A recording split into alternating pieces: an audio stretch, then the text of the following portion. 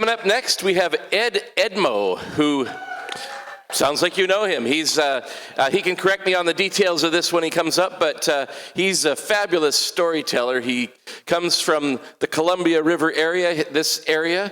He currently lives in Portland, Oregon, but his roots are deep in the Columbia area. He's an authority and a master storyteller. So please welcome Edmo.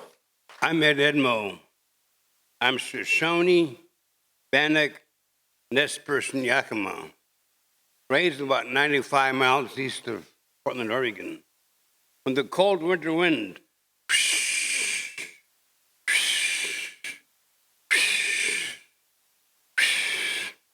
was blown down from eastern Oregon through the Columbia River Gorge, I'd be covered with many quilts made by loving hands, by mom, aunties, and grandma. There'd be the crackle of the fire in the wood stove. My father would tell me stories. I thought I was getting stories. And realizing my culture handed down from generation to generation.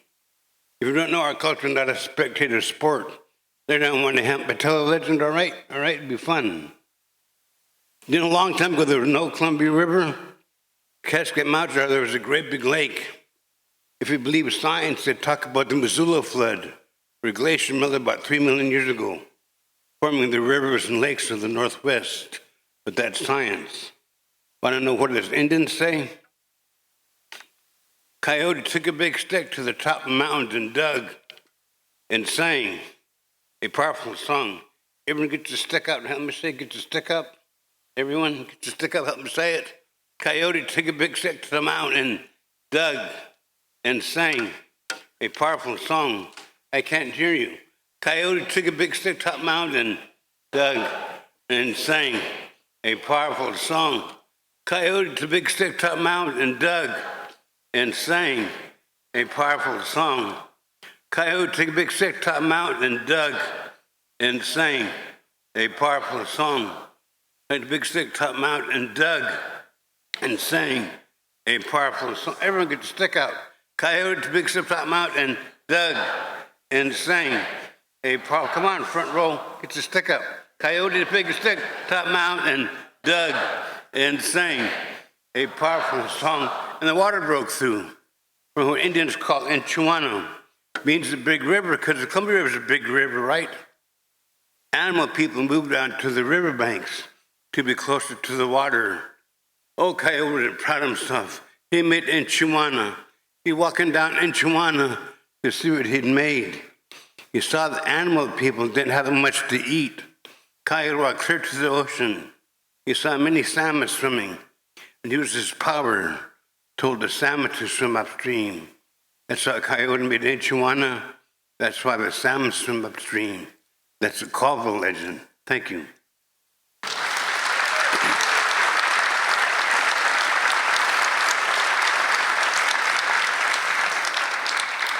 The government built a Downs Dam. Put us out March 10, 1957. The government was really mean. The government man had a skull on his face. Seemed like he was constipated all the time. Seemed like he never had a child to be happy, daddy, daddy, daddy, when he came home from work. He was mean. Chief Henry Thompson told the negotiator, "You should give us $50 for every board in the drying shed. That's the way we make a living." Government got angry, going to accept her for offer, not going to go to Judge Weber, condemn her land.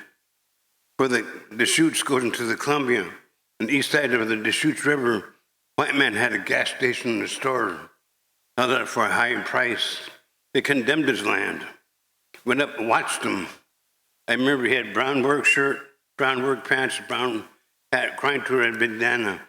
He never saw a cent for his business. I remember that day they made an example out of us. And they didn't treat us too good. Trust the government, ask the Indian. Scraps of paper. It smells like dried ink.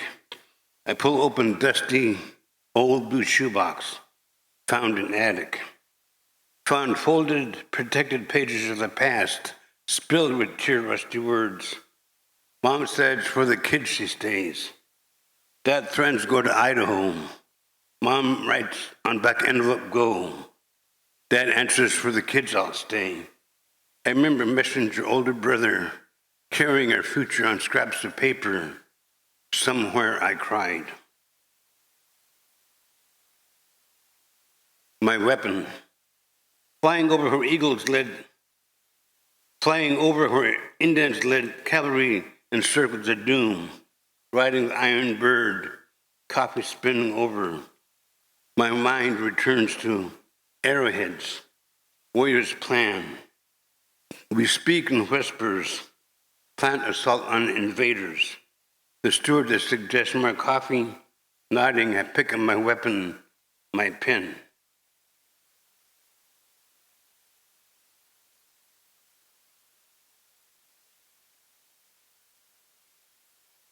About 7 years ago, I sent this poem into Oregon Historical Society.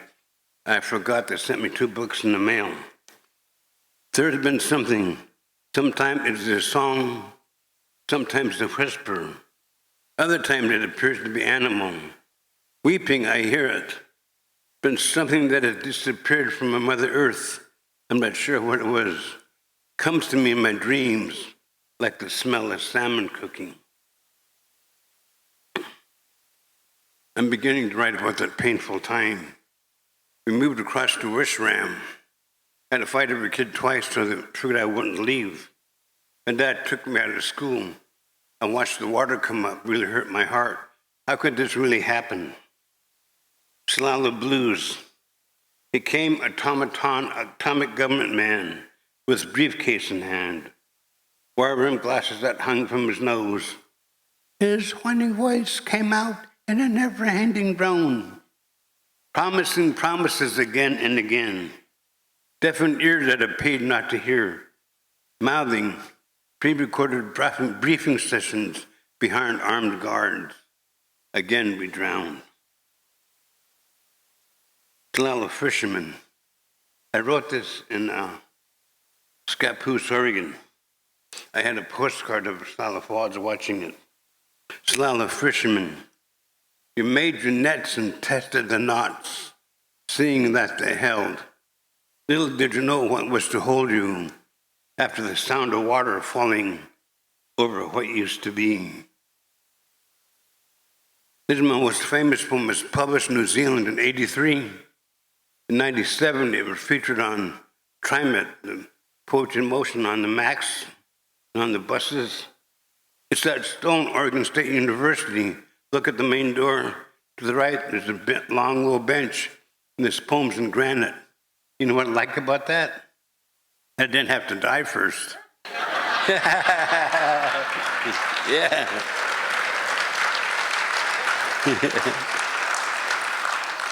Because most poets have poetry in granite universities are old dead white guys, not Indians or women. I sit in crowded classrooms and learn how to read about Dick, Jane, and Spot. I remember how to get a deer. I remember how to beadwork. I remember how to fish. I remember the stories told by the old, but Spot keeps showing up, and my report card is bad.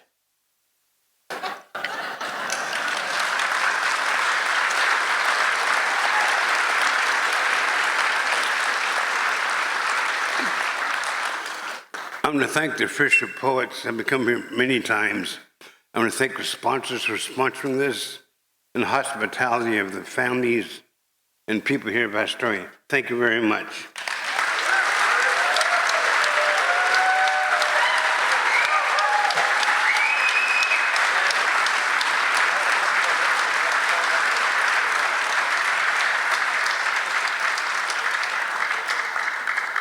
I think I've persuaded him to tell a little bit more. Ed Edmo. Yeah, okay, yeah. Okay, this is an X-rated legend. A long time ago, this witch woman bewitched 2 young girls, put teeth in the vagina. She was a crazy woman. They'd see a hunter and come to our camp, cook the game you got. Oh, he's such a good hunter. Lay down between us, he could hear The teeth rubbing together. Oh, come on, I want you. He'd mount them. Then their lips would separate and the teeth would chew up. Ah! The witch woman liked to hear him scream. She liked to take their things. Coyote said, that's wrong. That's really wrong. He got 7 sticks. He went hunting. Coyote said, it's a good hunter. Come, cook your game with this. Look, tired, lay down in between us, he could hear.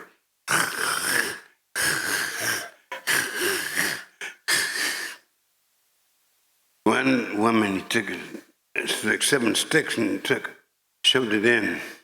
Went, she was having fun. More. She on her heel and the butt was going off the ground and it killed her. The other young woman said, no, Coyote, don't do anything to me, I'll eat you up. No, he took that other last stick, knocked out every tooth except one. He made it really small. We know what that one's for. That's why men and women get together. Men don't have to die such a terrible death. Thank you.